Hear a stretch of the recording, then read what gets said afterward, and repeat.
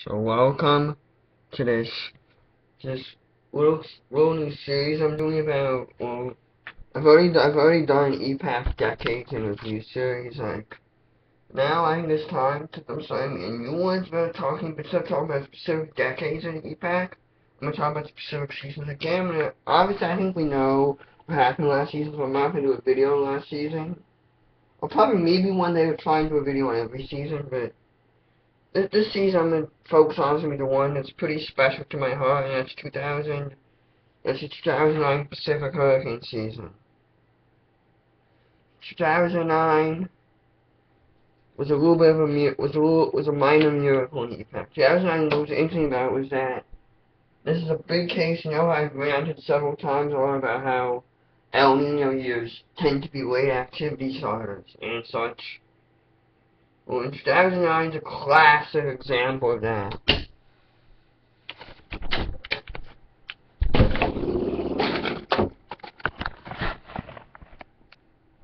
2009 is a classic example of that. In fact, season started off pretty poorly. They got the record to start with. While there was a tropical depression that formed, making it only the second summer start behind Hurricane 4. The depression did not become an named storm. There was a second named storm, tropical storms. And my tropical storm, Andres, which later became a hurricane, was the latest tropical storm, first tropical storm to ever form on record in the East Pacific. And it did so in late June, I believe. And thereafter, the season started to pick up there a little bit in early July with Tropical Storm Blanca, which was a Calvin wave and MGO arriving without Hurricane Carlos. Which was actually pretty similar to this year's Carlos in a sense. It was very small and very awkward. Then Tropical Storm Dolores was short-lived. Then there was another break, and it appeared the EPAC was once again back with the dead state. But then August came, and the season just, and statistically normally kind of happened, and 2009 just erupted. We had Tropical Storm Hurricane, we had Tropical Storm Lana formed late July, moved into the Central Pacific, passed out of Hawaii. Then we had Tropical Storm Hurricane Felicia, and neither did too much. Well, Enrique didn't do too much. It kind of got interacting with Felicia, but Felicia just blew up in the sun in like 24 hours. Went from like a tropical depression to a hurricane in a very short period of time. And along the way, it struggled a little bit around Cat 1, Cat 2, which they eventually put out an eye, eventually intensified into a Category 4 hurricane on the Saffir-Simpson hurricane wind scale, and later became an annual hurricane to allow it to maintain its intensity for longer than it otherwise would have. And at that time, keep in mind that EPAC was still in its midst of its inactive era. So that, keep in mind that in the Eastern Pacific proper, Felicia was the strongest hurricane since being in 2006, and Felicia was only 120 knots, I believe. No, it was 125. 125. Even Felicia weakened pretty slowly, it really did, but there was just too much of the Great Hawaiian Shear was there. And sea surface temperatures, while were above average, just weren't enough with Felicia to make it as a tropical cyclone near the Hawaiian Islands. So it came relatively close. It just wasn't able to get the job fully done. Then after Felicia, we had Hurricane Dilemma. Dilemma was actually a pretty shocking system. I mean, it struggled a little bit early on, but then, against all odds, it intensified into a Category 3.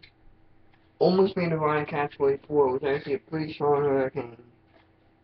And the next two storms were in Hilda, Ignacio, Maka, and there were two depressions during that time that were relatively weak and uneventful. Then you had Hurricane Jimena, Tropical Kevin. Kevin was weakened, like, stay away from land, into interaction with Jimena. But Jimena blew up into a high-end Category 4 hurricane. Just like Felicia did so in no time. I mean, arguably should have been declared a Category 5. But unfortunately, that never happened. Then Jimena gradually weakened thereafter, as it neared the Mexican coast, as it neared the Baja California coast, and made landfall as a Cat Category 2 hurricane, made a couple landfalls, skirted the coast a little bit. Made its third one as made its second one as like a Category 2. Well, though I always know that man was kind of flying at landfall a little bit. It was actually a pretty nice storm, pretty small storm, and it did a pretty decent amount of damage. Maybe not as much compared to obviously Hurricane Theo, but the man was no slouch and provided a lot of rain to both Sinaloa and Baja California, sir. Now, once again, the season kind of entered a little bit of a mass state. When you had the most of the storms after Kevin were weak. Linda was an okay low-end hurricane. But, Marty wasn't too much. Marty was alright. Nora was pretty weak. Olaf was weak. Patricia was just okay. I mean, you eat little systems. There were a few things impressive about about 2009 during the stretch. Like, for instance, did have 16 consecutive developing invest. A streak that I don't think we really talked about today. I think ended, I believe it started, when did it start?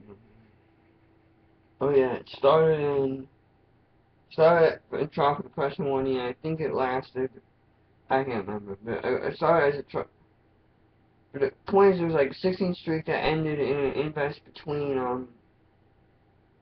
Nora and Olaf, I believe. The system in between there that busted. It had like an 80% chance of developing, and busted. And ever since that point, that's one of the most amazing things about 2009. I mean, then obviously it came mid-October. We had the MJO come out. It spawned, not only did it spawn Iki, it spawned the Great Hurricane Rack, which blew up like Amanda and Felicia all over again, except it did so at a more consistent rate, and really is the gold standard for, along with Linda, the Eastern Pacific Tropical Cyclone Rapid Intensification. So it off the core quickly and made a serious run, and arguably was stronger than Hurricane Rick, but Hurricane Linda had those cold dark gray cloud tops. As a result, got a T number 8.0 on the Dvorak scale because of that. Because Anna had a white medium gray eye. I mean, the difference between Rick is a perfect storm, but Linda's that colder cloud top. That's the only reason why Linda's probably the strongest EPAC hurricane. If anything, with slightly more impressive organization-wise. I mean, you also had Hurricane Iki, which was a Category 3 hurricane before brushing Hawaii as a weakening tropical storm and eventually becoming extratropical.